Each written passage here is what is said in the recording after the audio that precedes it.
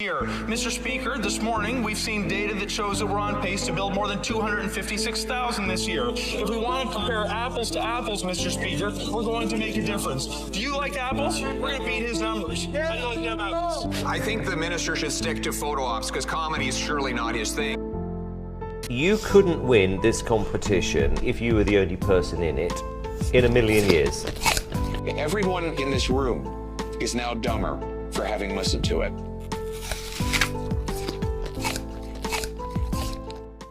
Ladies and gentlemen, it's the pleb. In today's story, the Justin Trudeau fundraiser train wreck saga continues. Yesterday, Ottawa, protesters storm and interrupt Justin Trudeau's fancy $1,700 a ticket fundraiser event. As well, tonight, Mark Garrettson, who's projected to lose in the next election, gets absolutely smacked down by Pierre Poilievre over Ukraine. And in our last story, what is going on at the Canada-US border as breaking news explosions are being reported? Stick around, you won't want to miss tonight's story.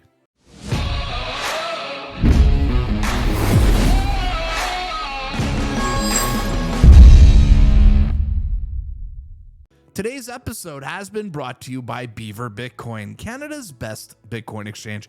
Do you guys realize how easy it is to buy Bitcoin as a Canadian? All you need to do is open an account over at Beaver Bitcoin, send an Interac e-transfer, and get your Bitcoin instantly. So if you guys want to get some Bitcoin, head over to beaverbitcoin.com. Links in the description below. Thanks for sponsoring today's report. All right, guys, sorry for getting out my video so late today. I had to actually reshoot this and cut things out of my video because apparently YouTube did not enjoy the footage I was showing you guys from the Rainbow Bridge, the Canada-US border that was allegedly attacked by terrorists today. This is what it looked like outside of the border here for the CCTV footage. Look at this. Oh my God. Look at the top part of the screen here. Oh my God. Wow.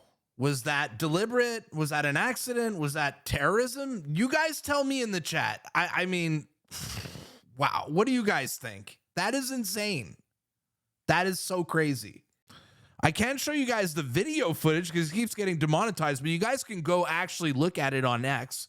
But this is kind of the aftermath here at the Rainbow Bridge, where a car went flying into the border at 150 miles an hour. Now, we don't know if this is a terrorist attack or an accident. The mainstream media is coming out and calling this a terrorist attack. And you know who else called this a terrorist attack? Pierre Poilievre on the floor of the House of Commons today called this a terror attack when he was debating Justin Trudeau. Let's go watch the footage. Mr. Speaker, we've just heard media reports of a terrorist attack, an explosion at the Niagara crossing of the Canada-US border. At least two people are dead, one is injured. It is the principal responsibility of government to protect the people. Can the Prime Minister give us an update on what he knows and what action plan he will immediately implement to bring home security for our people? The Right Honourable Prime Minister. Mr. Speaker, this is obviously a very serious situation in Niagara Falls. There was a vehicle explosion at the Rainbow Bridge crossing. I've been briefed by the NSIA and the Minister of Public Safety. CBSA, RCMP, and Transport Canada are all fully engaged in providing the necessary support. There are a lot of questions, and we are following up to try and get as many answers as rapidly as possible. We are in close contact with U.S. officials, and we'll continue to work closely with them. We will continue to be engaged. We will provide updates. Updates I can give right now is there are 4 border crossings that are right now closed: Rainbow Bridge, Whirlpool Bridge, Queenston Bridge, and Peace Bridge. Additional measures are being contemplated and activated at all border crossings across the country. We are taking this extraordinarily seriously, and Mr. Speaker, I will have to excuse myself now to go get further updates and work on this very serious situation. Thank you, Mr. Speaker. So the mainstream media is calling it terrorism. Pierre's calling it terrorism. We're just finding out facts. It's literally breaking news as I'm reporting this right now. How about you guys tell me in the comments? You guys think this was a terrorist attack? You guys think this was an accident? Should we wait for more information? Tell me what you guys think in the comments down. In our next story, Justin Trudeau held another fundraiser last night in Ottawa at $1,700 a ticket. And oh boy, was it ever a disaster, as protesters completely took over the event to eventually even storm inside the hotel. Now, with inflation at 40-year highs and Canadians struggling right now to even afford groceries with record food bank usage in this country, our dear leader Justin Trudeau decided to have a fundraiser last night in Ottawa at the Brook Street Hotel, going for $1,700 a ticket. You heard that right, $1,700 a ticket. Now let me ask you a question. Is there anything more sad in this world than spending $1,700 to hang out with Justin Trudeau? Now, thanks to Daisy Media's excellent reporting, we're about to watch exactly what was waiting for Trudeau outside that hotel last night. Hey, Casey here. I am live outside Brook Street Hotel where Justin Trudeau is holding a Liberal fundraiser, $1,700 a plate. There's also a large group of Palestinian protesters. 3 Ottawa police cruisers just pushed their way through. No police yet responded.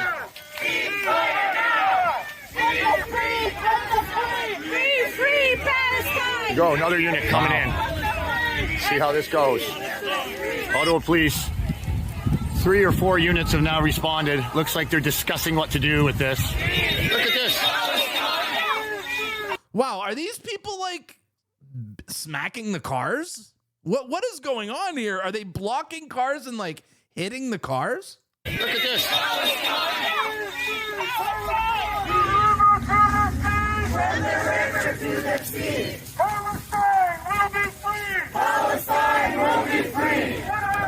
my God. Multiple police units have responded. They seem to be all stood down over here, trying to figure out what to do about this. I count 1, 2, 3, 4, 5, 6 units parked down here. 7. There is 1 Canadian flag here, tinfoil hat guy standing stoically. Other protesters blocking the streets, blocking vehicles from entering as Ottawa police stand by over here. Wow, so they're like surrounding people's cars, blocking them from coming in. The cops are doing nothing. What is going on? Free Palestine! Free Palestine! And of course they're wearing masks. They're wearing those N95 masks. Looks like the Ottawa police sergeant trying to figure out what to do here. More police standing by. Traffic being obstructed in front of the Brook Street Hotel. Wow. Cars blocked at every angle here.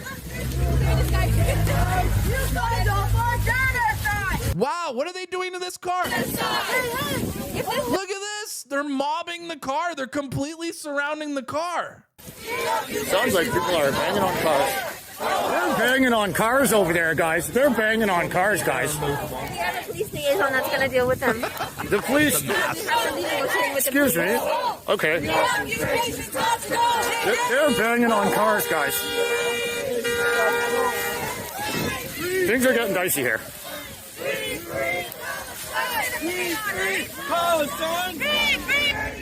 So yes, it appears the left showed up to Justin Trudeau's fundraiser to protest him and block cars from getting in, banging on cars, and just disrupting the event. But what I'm about to show you next is next level crazy, as a couple of the protesters broke into the hotel and interrupted the fundraiser. Watch this. Ceasefire now. Ceasefire now. Ceasefire now. Ceasefire now. Ceasefire now. Ceasefire now. Ceasefire now. Ceasefire now. Ceasefire now. Ceasefire now. Wow. Ceasefire now.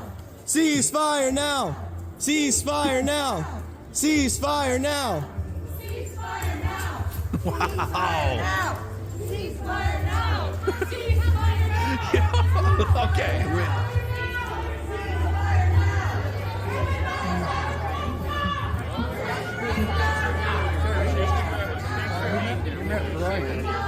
The left is in shambles. The left are eating each other alive. And to be quite frank with you, I'm loving every single moment of it. But you want to know what else is funny and quite frankly frustrating is the hypocrisy of the left. Because this week, a Liberal MP by the name of Leah Taylor Roy had an absolute freak out over some protesters who showed up to the Senate outside and held a protest over what I believe was the carbon tax. Watch the absolute hypocrisy of the Liberals on full display here. All right, this is just nutty. Look at this. And now you have a march descending on the Senate to tell them to do something? What happened to our government? What happened to procedure and law and order and respect for members of the Senate and of the House of Commons? This is like some kind of a tin pot dictatorship or something. Like you don't like what's happening, so we bring out the crowds. Sounds like the convoy again. Okay. How dare they protest, right? How dare they protest the carbon tax on a street? You know, it's only acceptable when, you know, unhinged lunatics in N95 masks storm inside hotels. That's fine because it's Palestine. But when a couple of conservatives want to protest the carbon tax, that's unacceptable. And of course, this lunatic MP here has she, her pronouns in her bio. Have you ever met anyone with she, her pronouns who is not absolutely batshit insane? And in our next story, I got some good news here for you guys today because none other than one of the biggest doofuses in Canadian politics, none other than Mark Gerritsen, is now projected to lose his seat in the next election. Yup, trailing the Conservatives by 2%, and they don't even have a candidate in that riding yet.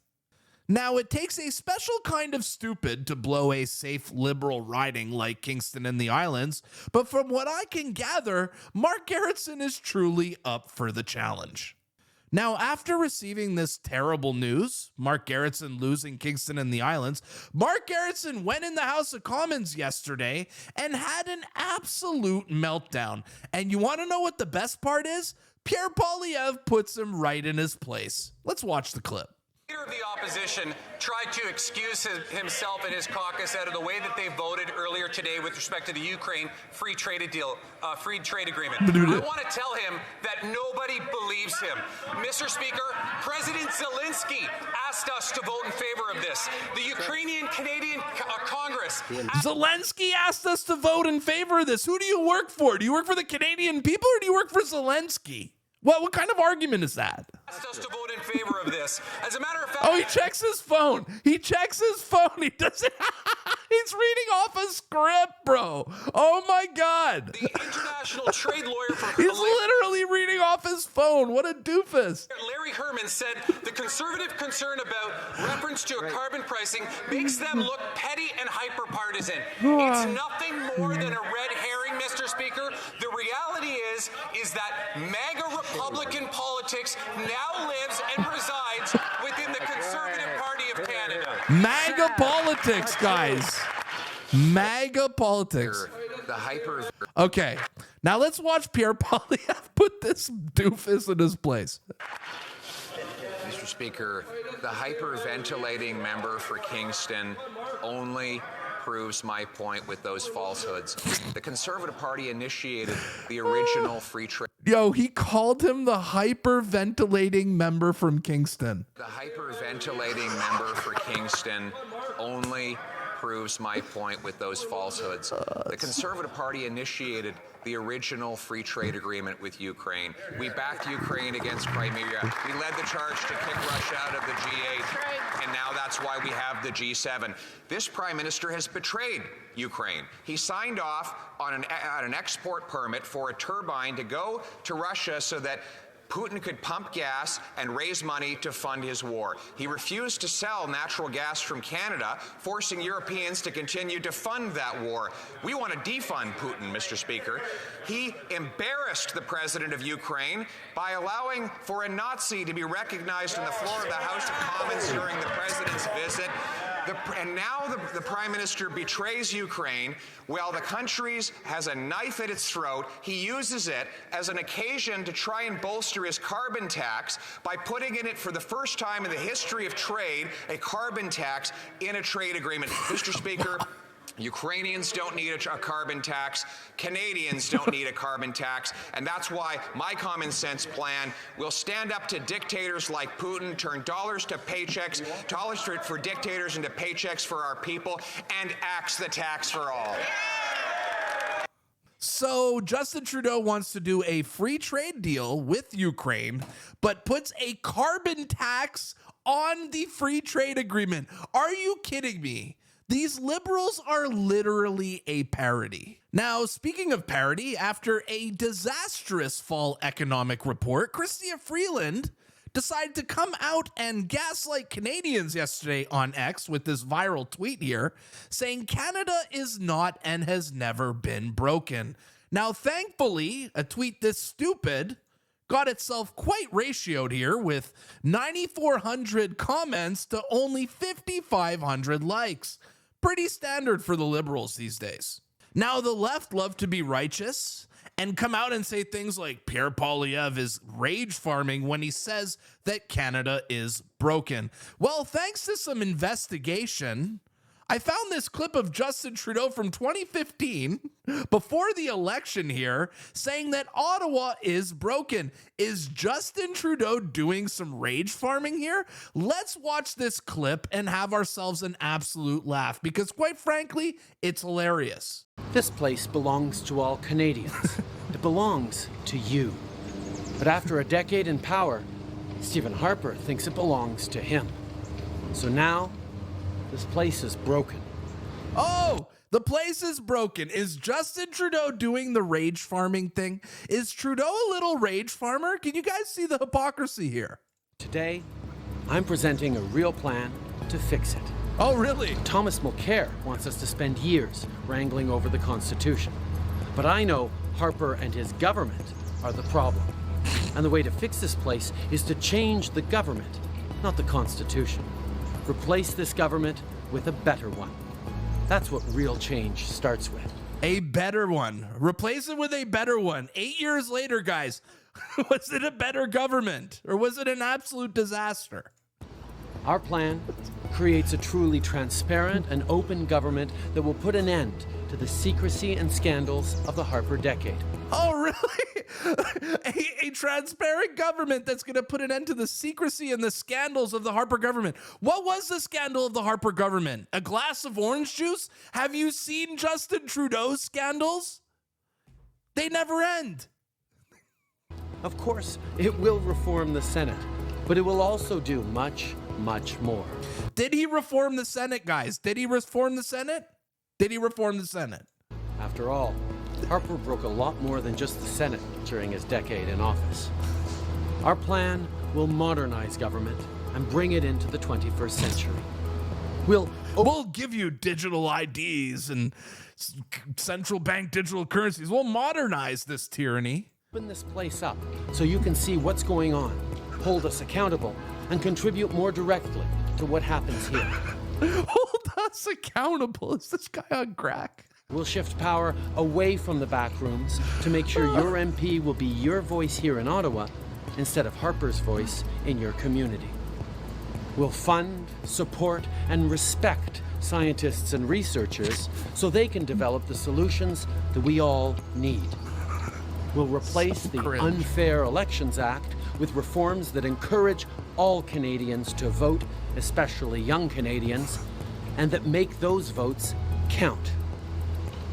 But most of all, real change means we'll give our parliament, our government, and our democracy back to you. Yeah, of course. Yeah, okay. Come to realchange.ca oh my God. to find out how we'll do it and how you can help. Oh, is there anything that has actually aged worse than that Justin Trudeau video? Because I can't think of one, but if you can, tell me in the comments down below. In our next story, PPC leader Maxime Bernier got himself absolutely destroyed on Instagram yesterday when he put out this post here saying, "Don't split the vote," trying to show his followers that Justin Trudeau and Pierre Poilievre are the exact same. Now, one of my main criticisms about Maxime Bernier is that he has this weird obsession with Pierre Poilievre. Like, he attacks Pierre more than he attacks Justin Trudeau. Honestly, he attacks Pierre like 95% of the time. Does he even hate liberals? I'm not even convinced. I mean, just look at these comments here. First one saying, you are splitting the vote, actually. Next comment, love you, Max, but priority number one is to get rid of blackface Trudeau. The next comment here, if you truly cared for Canada at this point, you would ditch this attitude. The next election needs to be all Conservatives to vote Pierre to beat this Liberal NDP coalition. Next comment, only one splitting the vote is you. Next comment, stop dividing the Conservatives. Next comment, as much as I like the PPC, the real split would be taking Conservatives' votes and moving them to PPC. Next comment, stop Max, your 0.00008 vote share ain't doing shit. You can't even win your own riding. Next comment, you need to stop Max. Pierre is going to be great for Canada. Time to give up when you don't win your seat again. Grammy B, Max, I voted for you in the past, but this time my vote goes for the Conservatives, as should yours. And then you can step back and do some good. So if you just read these comments, vote Conservative, these comments are absolutely brutal here. Go on his Instagram posts, read them yourself.